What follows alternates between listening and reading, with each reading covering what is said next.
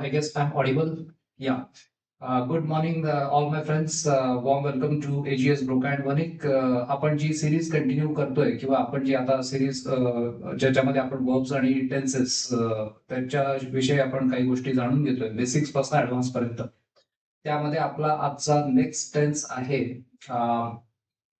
Past perfect continuous है ना. Past perfect continuous tense आहे. काल आपण पाहिला प्रेझेंट परफेक्ट कंटिन्युअस, आता आहे past perfect continuous, right? Okay. So, without any further ado, let's begin. Okay. Now we have, all right. So, okay. Now past perfect continuous in this tense. Let's say here if I write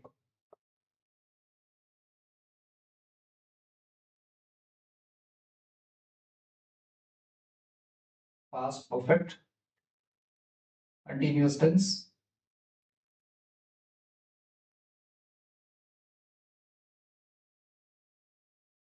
है ना, past perfect continuous tense.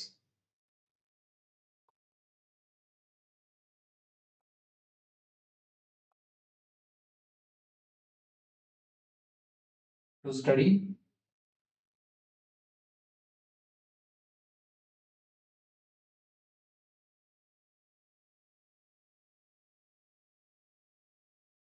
So here we write study, which is base form or मूल रूप. Studied, which is past किंवा भूतकाळातलं रूप. And third form,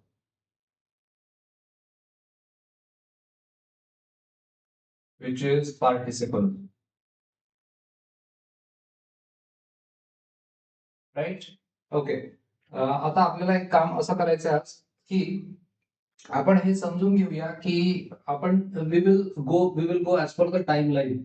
we will understand this concept, we will comprehend this concept through time line. Right? आपण जेव्हा म्हटलं present perfect continuous, present perfect continuous मध्ये आपण काय म्हटलं होतं की प्रेझेंट परफेक्ट कंटिन्युअस मध्ये वी सेड हा जर का प्रेझेंट मोमेंट आहे, सपोज आत्ताची ही मोमेंट प्रेझेंट मोमेंट आहे, राईट? आत्ताचा क्षण हा आहे प्रेझेंट. तर आपण पास्ट प्रेझेंट परफेक्ट कंटिन्युअस मध्ये आपण म्हटलं क्रिया पास्ट मध्ये सुरू झाली, पास्ट मध्ये एका मोमेंटला सुरू झाली, ती सुरू राहिली, ती बंद पडली असेल तरी सुरू झाली, परत सुरू झाली किंवा सुरूच राहिली आणि आतापर्यंत ती सुरू आहे. याच्या पुढे असेल की नाही आपण बोलत नाहीये काही, है ना. तर आता पास्ट परफेक्ट कंटिन्युअस मध्ये फरक हा आहे या दोघांमध्ये की पास्ट परफेक्ट कंटिन्युअस मध्ये आपण काय म्हणतो, पास्ट परफेक्ट कंटिन्युअस मध्ये काय होतं. सो पास्ट परफेक्ट कंटिन्युअस मध्ये हा प्रेझेंट मोमेंट आहे, पण प्रेझेंटशी काही आपल्याला तेवढंसं हे नाही आहे. या टेन्स मध्ये आपल्याला प्रेझेंट मोमेंटशी काही तेवढं देणं घेणं नाहीये, कारण क्रिया पास्ट मध्ये सुरू झाली आणि पास्ट मध्ये येऊन थांबली. पास्ट मध्ये काही काळ ती क्रिया सुरू राहिली. सो या इथपर्यंत आपल्याला पास्ट परफेक्ट कंटिन्युअस या टेन्स मध्ये काम आहे, है ना. सो याच्याशी काही देणं घेणं नाही आता.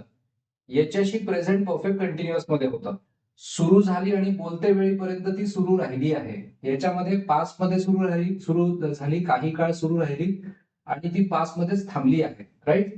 आता कन्सेप्च्युअली आपण जेव्हा बघितलं तर आपल्याला यामध्ये असं लक्षात येणार की आपण प्रेझेंट परफेक्ट कंटिन्युअस मध्ये आपण असं म्हटलं होतं की सकाळपासून पाऊस पडत आहे. आपण म्हटलं होतं 3-4 तासापासून अभ्यास करतो आहे. आपण म्हटलं होतं 10 वर्षापासून शिकवतो आहे, है ना. सो आता जर का असं म्हटलं की तो 10 वर्षापासून किंवा तो, येस, आपण असं म्हटलं इथे तो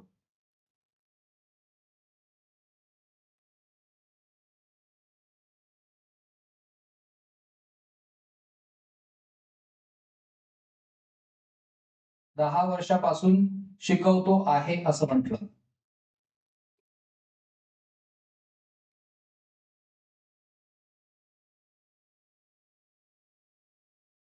अँड वी सेड काही काळापासून शिकवत आहे किंवा शिकवतो आहे बिकम्स प्रेझेंट परफेक्ट कंटिन्युअस है ना. प्रेझेंट परफेक्ट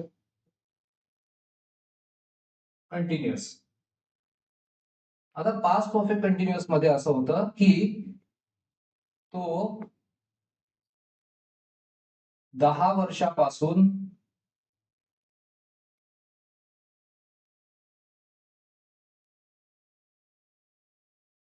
शिकवत होता.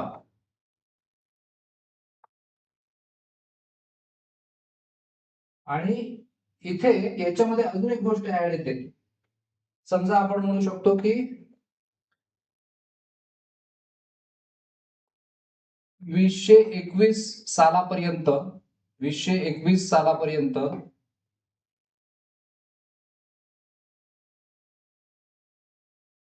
तो 10 वर्षापासून शिकवत होता. म्हणजे त्याची ती जी आपण इथपर्यंतच म्हटलं की 2021 पर्यंतच आपल्याला माहिती आहे. याच्या 10 वर्षापासून तो आधी शिकवत होता. म्हणजे पास्ट पर्यंतच आपण म्हटलं की पास्ट मध्ये काही काळ ती क्रिया सुरू होती.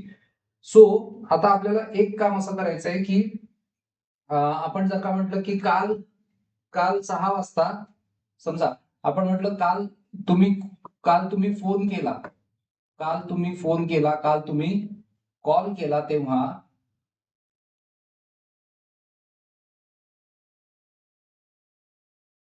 तेव्हा मी 4 तासापासून अभ्यास करत होतो. तेव्हा मी 4 तासापासून अभ्यास करत होतो. राईट.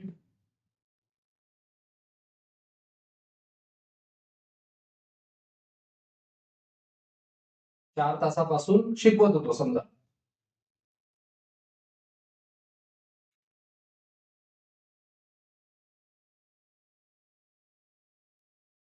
सो हे महत्वाचं आहे की ह्या मोमेंटला पास्ट मधली एक मोमेंट होती, त्याच्या आधी काही काळ क्रिया सुरू होती. प्रेझेंट परफेक्ट कंटिन्युअस मध्ये आत्ताच्या मोमेंटच्या आधी काही काळ आधीपासून क्रिया सुरू राहिली आहे, एवढा फरक आहे.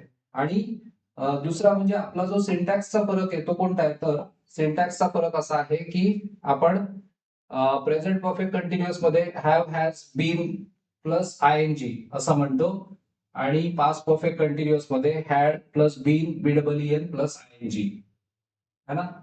सो परत एकदा आपण कंपॅरेटिव्ह स्टडी जर केला तर आपल्याला हे लक्षात येतं प्रेझेंट परफेक्ट कंटिन्युअस मध्ये प्रेझेंट परफेक्ट कंटिन्युअस मध्ये आपण काय म्हटलं, ही हॅज बीन किंवा I have been studying.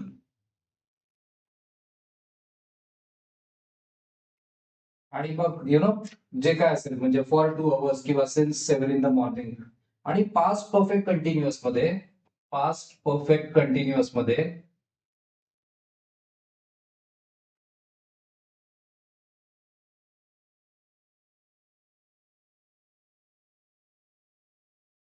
I we you they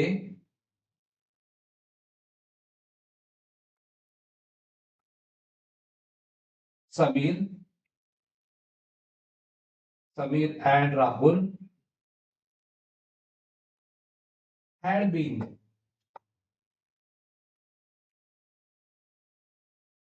studying. इतकंच लिहू आता. पुढचा पार्ट आता नाही घेऊया.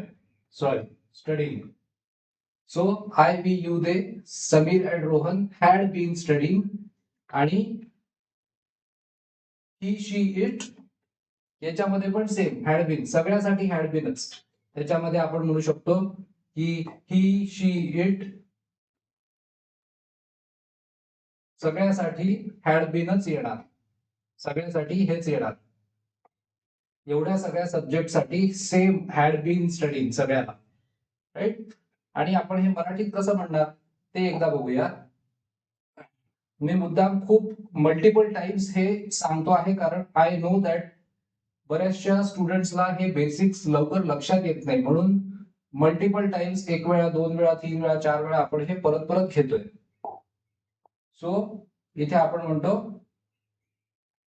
मी, आम्ही, तू, तुम्ही.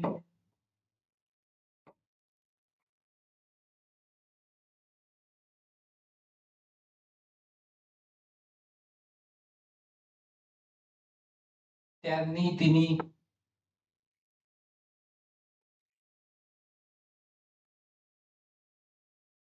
त्यांनी.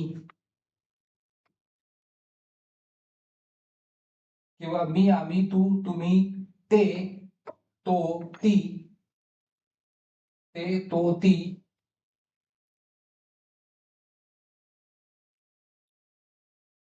5 वर्षापासून शिकवत होते.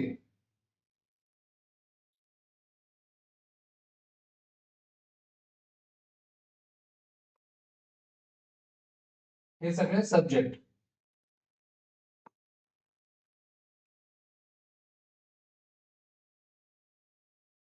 है ना. सो हा झाला past perfect continuous tense. Getting my point. Right. So याच्यानंतर आपल्याला अजून एक टेन्स बघायचा आहे, which is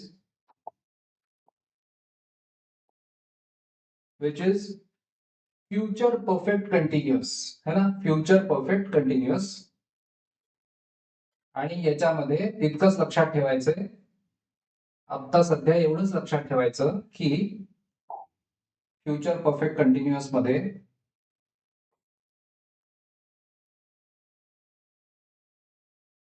future perfect continuous tense मध्ये I, we, you, they, he, she, it,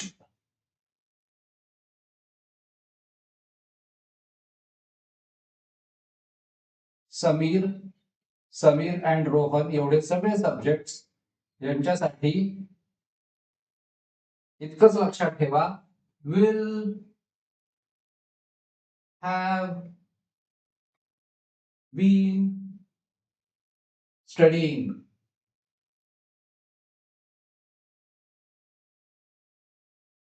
okay. So present perfect continuous मध्ये म्हटलं have, has plus B double E N plus verb plus I N G, have, has been studying. Past perfect continuous मध्ये म्हटलं had been studying. आणि future perfect continuous मध्ये आपण म्हटलं will have been studying. Right.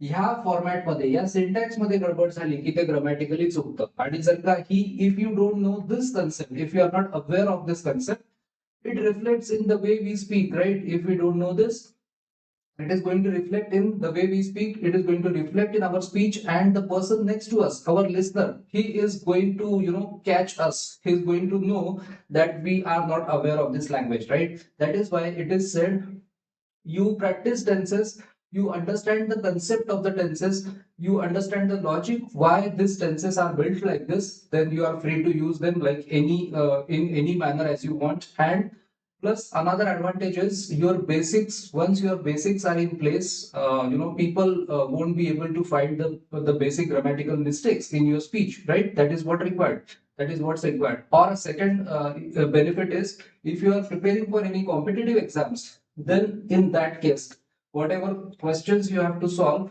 you are well equipped with the facts. So पुढे आता आपण आणखी काही याच टेन्सेस विषयी आणखी काही आपल्याला टाइप्स आपण करत राहणार आहोत. As I said yesterday, for the next 12 to 15 days we will be continuing with another types of tenses or another types of sentences belonging to various tenses, right? So keep learning, keep watching, keep writing the notes while you watch videos. तुम्ही स्वतः conjugate करून बघा. तुम्ही एखादा verb घ्या, for example तुम्ही एखादा verb घ्या, टीच, टीच नावाचा वर्ब घ्यायचा आणि अशा प्रकारे कॉन्जुगेशन करून बघायचं आणि मग मला कमेंट मध्ये क्वेश्चन्स विचारा. Okay. So let's continue with the next part in the next session. Till then, take care, stay safe.